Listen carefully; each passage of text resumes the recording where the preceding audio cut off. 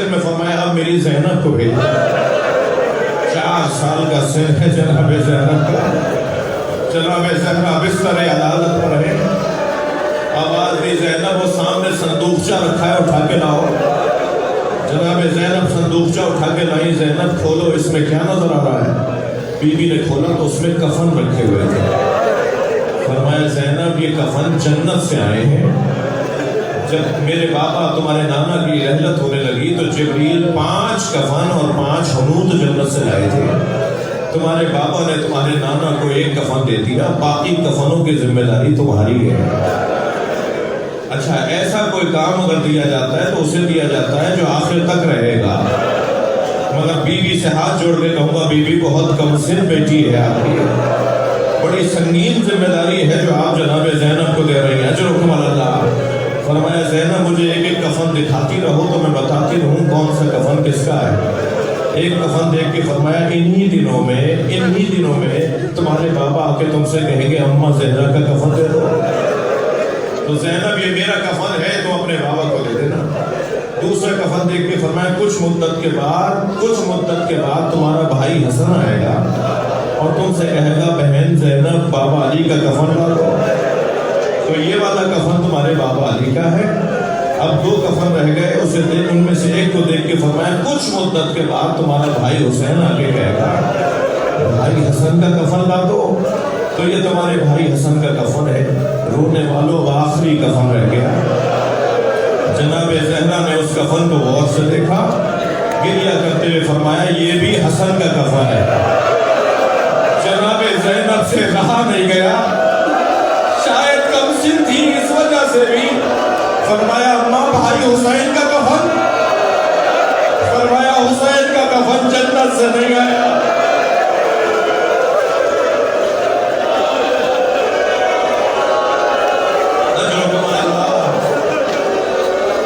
میرا حسین بغیر کفن کے دفنایا جائے. عزادارو میں نے ایک جملہ کہا جس ماں کے بچے چھوٹے ہوتے ہیں وہ جب دنیا سے جا رہی ہو تو اس کی کیفیت مختلف ہوتی ہے. میرے ایک ملنے والے نے مجھے کہا کہ ان کی زوجہ کے ساتھ اختلاف شدید تھا. انہوں نے غصے میں آ کر اپنی زوجہ کو ایک تماچا مار دیا. 3 دن کے بعد اپنی زوجہ سے معافی مانگنے لگے مجھے معاف کر دو میں نے تمہیں مارا. تو بی بی کہنے لگی آئندہ کبھی ایسا ہو آپ غصے پہ قابو نہ پا رہے ہو تو اتنا خیال کیجیے گا ہمارے بچوں کے سامنے نہ آئے. جب آپ مار رہے تھے ہماری بیٹی دیکھ رہی تھی. وہ 3 دن سے بخار میں ہے اور بس ایک ہی جملہ کہتی ہے ہم آپ کو بابا نے مارا. ہم آپ کو بابا نے مارا. سنیں گے ذرا رو. امام حسن مدینے کی ایک گلی سے نہیں گزرتے تھے. جب وہ گلی آتی تھی امام حسن رستہ بدل دیتے تھے. ایک صحابی نے پوچھا مولا آپ اس گلی سے کیوں نہیں گزرتے؟ فرمانے لگے میں کم سے تھا اپنی ماں کے ساتھ جا رہا تھا. ایک شخص نے میری ماں زہرا پہ ہاتھ اٹھایا. جب اس گلی میں آتا ہوں مجھے وہ منظر یاد آ جائے. میں نے کچھ لوگوں کو سفید بال بوڑھا ہوتے دیکھا ہے. عبدالحمید چانڈیو لاڑکانہ کے خطیب تھے. میں نے ان سے خود سنا وہ جناب زہرا کے مسائل پڑھتے وقت ایک ایسا وقت بھی آتا تھا اپنی جیب سے کاغذ نکالتے تھے. کاغذ نکال کر اسے ٹکڑے ٹکڑے کر کے ممبر سے نیچے پھینک دیتے تھے. پھر اتر کر جاتے تھے ٹکڑے چنتے تھے. ممبر پہ آ کے بیٹھ کے کہتے تھے رونے والوں سے مجمع سے بتاؤ کتنی دیر لگی. مجمع سے کہتے تھے بتاؤ کتنی دیر لگی. تو روتا ہوا مجمع کہتا تھا چند لمحے لگے. تو پھر وہ کہتے تھے جنہیں تم چند لمحے کہہ رہے ہو فاطمہ بوڑھی ہو گئی. اپنے بابا کی تحریر کے ٹکڑے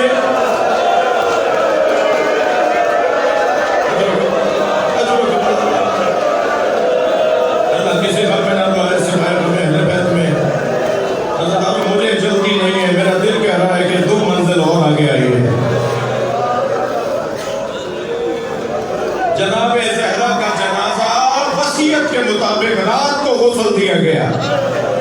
یا علی غسلنی باللیل ہنتنی فی اللیل کفنی فی وکفنی فی اللیل، یا علی مجھے رات کو کفن پہنائیے گا، رات کو غسل، رات کو کفن، رات کو حنوط اور رات کو ہی دفنا کیجیے گا۔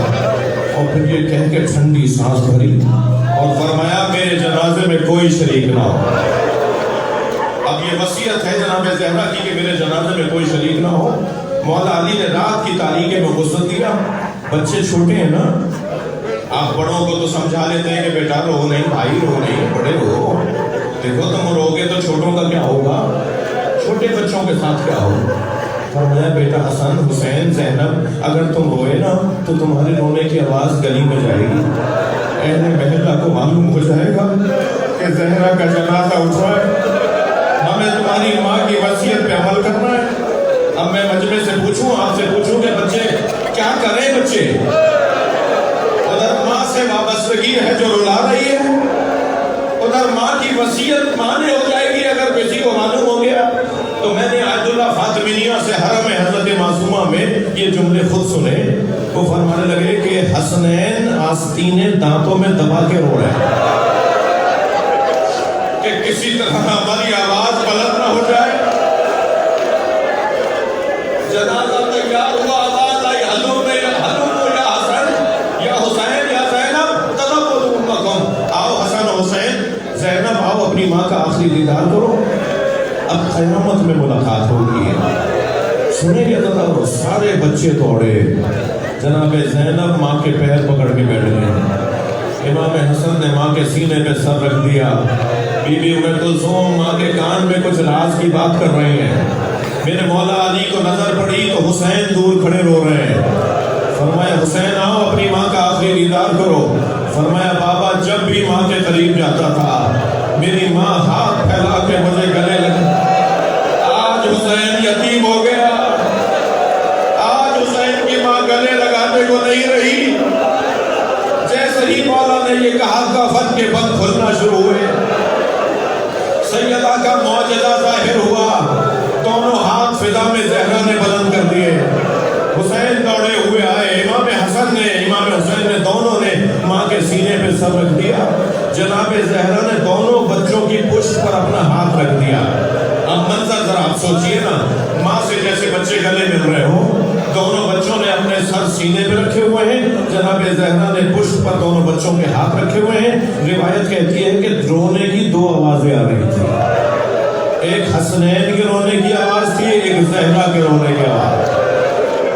عزادارو ذرا تصور کیجئے گا منظر کیا ہے۔ یہ منظر دیکھ کر ایک مرتبہ حاطب غیبی کی علی کو آواز آئی، علی بچوں کو ماں سے علیحدہ کیجئے۔ اس منظر کو دیکھ کر عرشی فرشتوں میں کوہرام ہے، عرش الہی کے فرشتے رو رہے ہیں، حسنین کو ماں سے علیحدہ کیجئے۔ اب میں آپ سے پوچھ سکتا ہوں ایسی کیفیت میں باپ بچوں کو ماں سے کیسے علیحدہ کرے گا؟ پیشانی کا بوسہ دیا ہوگا، چہرے پہ ہاتھ رکھا ہوگا، سر پر ہاتھ رکھا ہوگا، پیار پیار سے علیحدہ کیا ہوگا، کس چاؤ کس لاڈ سے علیحدہ کیا ہوگا کہ ماں سے حسنین کو جدا کر دیا۔ سلام ہو سکینہ پر، بابا کے لاشیں سے اٹھائی جا رہی